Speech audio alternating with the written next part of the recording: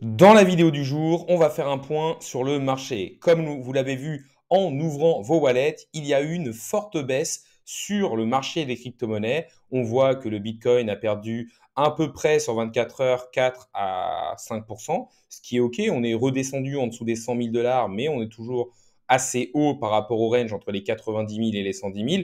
Mais on voit que d'autres cryptos ont pris beaucoup plus cher. On a du 14% sur XRP, du quasiment 20% sur Solana. On voit que c'est quand même en train de bien dérouiller sur pas mal de crypto-monnaies.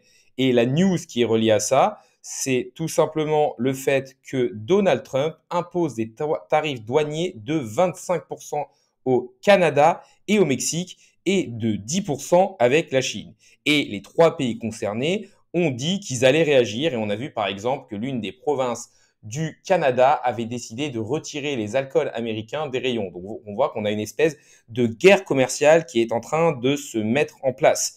Et le marché, du coup, n'aime pas l'incertitude, n'aime pas tout ça. Et donc, forcément, il y a des baisses. De plus, pas mal d'acteurs du marché price une remontée de l'inflation à cause de Donald Trump et de ses différentes actions. Et une remontée de l'inflation, ça ferait en sorte que la Fed ne baisse pas ses taux. Pour l'instant, ils ont prévu 2 baisses de taux en 2025, ce qui était déjà réduit puisque de base, ils devaient en faire 4. Et forcément, s'ils n'arrivent pas à combattre l'inflation et que l'inflation continue d'augmenter, ils arrêteront les baisses de taux. Et donc, c'est pas quelque chose de bullish pour les actifs à risque. En effet, lorsque les taux sont élevés, les personnes ont tendance à se dire, OK, là, je peux avoir du 5-6% à taux sans risque. Je ne vais pas aller sur les actions, par exemple, qui sont le plus à risque et qui font du 9% annualisé. En gros, pour quelques pourcents, je ne vais pas prendre de risque. Et c'est encore pire pour le marché des crypto-monnaies.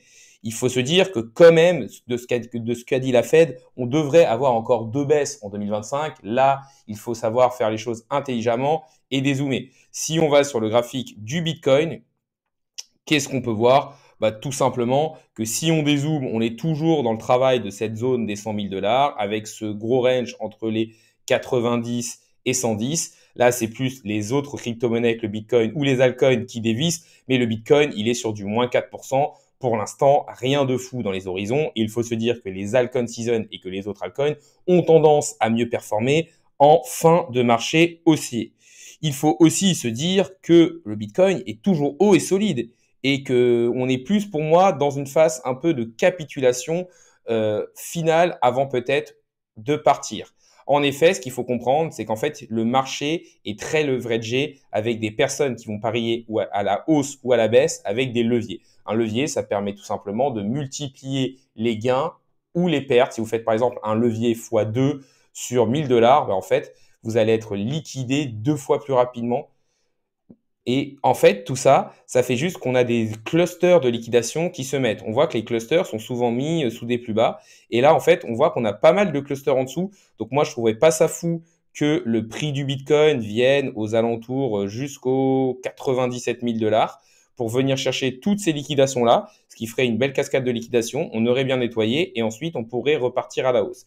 Et l'objectif de ça, c'est simple, c'est que les market makers veulent décharger un maximum le train pour qu'on puisse repartir à la hausse. Une fois qu'ils auront pris tous les stops en bas, ils vont essayer de repartir à la hausse. Et c'est pour ça que la plupart du temps, le marché est dans des périodes de range où on va chercher le haut et le bas pour tout simplement aller chercher les stops et récupérer de l'argent. Parce que lorsque vous êtes en long ou en short, en fait, lorsqu'on vous liquide, on vous oblige à acheter ou à vendre sur le marché. Et ça permet de faire des frais pour les différents market makers. Donc c'est important aussi de suivre les zones de liquidation. Maintenant, ce qu'il faut se dire, c'est est-ce que cette période est une période intéressante et qu'il faut buy the dip en achetant le son, ou alors est-ce que c'est une période où on se dit, bon voilà, c'est la fin du marché haussier, on est en bear market, c'est la fin des haricots, il faut tout vendre. Moi, je pense que déjà, il ne faut pas vendre dans le rouge et dans la peur. Souvent, il faut attendre un rebond, il faut attendre que le marché se restabilise avant de prendre toute décision. Ne pas prendre des décisions comme ça, juste sur une news.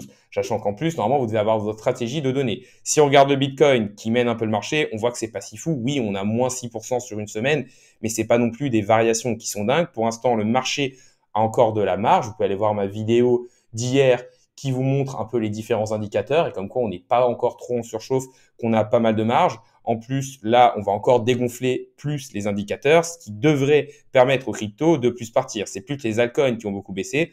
Moi, il y en a un clairement que je trouve intéressant pour recharger, c'est io.net qui a perdu sur la dernière journée 26%. C'est énorme. On a vraiment une énorme baisse d'io.net. Et io.net, ça peut être la crypto intéressante en IA, en GPU, qui permet d'avoir des GPU décentralisés et qui est aussi sur de la dépine, qui peut exploser. J'ai fait une précédente vidéo sur ce token et c'est pour moi le type de token qui peut vraiment venir faire des gros rebonds derrière.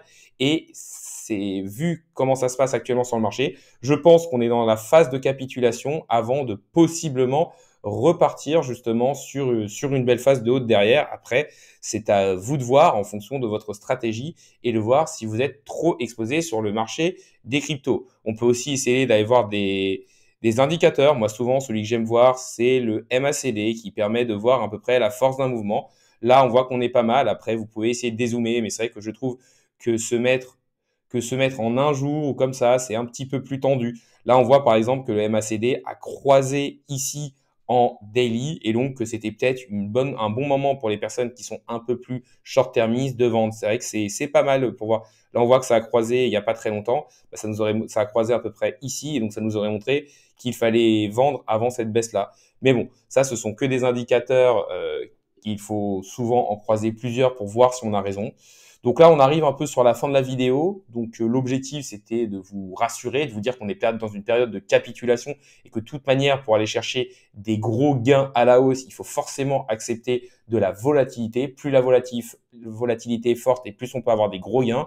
Et on prend surtout des risques. Donc tous nos trades ne peuvent pas être gagnants. Mais si on va aller chercher du x10 ou du x20, on doit pouvoir accepter du moins 30, voire moins 40% de baisse pour justement aller chercher des gros gains derrière. N'hésitez pas à liker la vidéo, à me dire en commentaire comment vous réagissez à cette phase-là. C'est vrai que ça permettra de voir si ce que je vois sur les réseaux sociaux est confirmé par ma communauté. Est-ce que vous êtes dans une période de capitulation où vous vendez?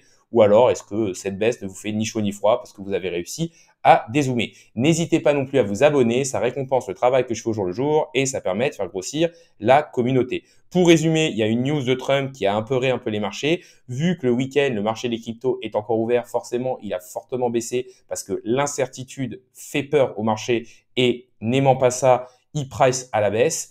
On a aussi des risques de stop au niveau du nombre de baisses de taux et on voit qu'il y a pas mal de liquidations à aller chercher. Donc pour l'instant, rien de bien fou. Dézoomez vos graphiques, suivez votre stratégie et ça devrait bien se passer. Sachant qu'encore une fois, on a encore de la marge en termes de prix et en termes de temporalité avec une fin de bull run qui devrait être aux alentours d'octobre 2025 et surtout une altcoin season qui devrait arriver dans les prochains mois. La vidéo du jour est maintenant finie. Salut à tous et à la prochaine.